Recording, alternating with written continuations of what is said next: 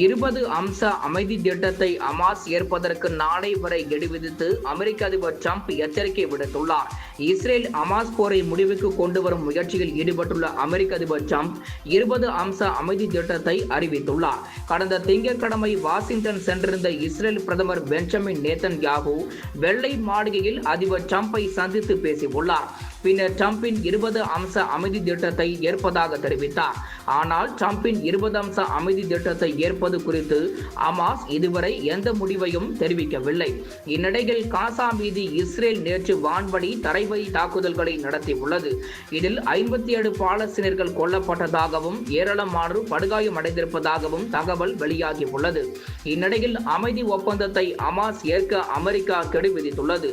இதுகுறித்து அமெரிக்க அதிபர் டிரம்ப் தனது ட்ரூத் சமூக வலைதளத்தில் வெளியிட்டுள்ள பதிவில் இஸ்ரேல் ஹமாஸ் போர் நிறுத்தம் தொடர்பான 20 அம்ச அமைதி திட்டத்தை ஹமாஸ் பிரிவினர் வரும் ஞாயிற்றுக்கிழமை மாலை 6 மணிக்குள் ஏற்க வேண்டும் எனவும், தவறினால் இதுவரை கண்டிராத நரக தாக்குதல்களை ஹமாஸ் சந்திக்க நேரிடும் எனவும் கடுமையாக எச்சரிக்கை விடுத்துள்ளார்.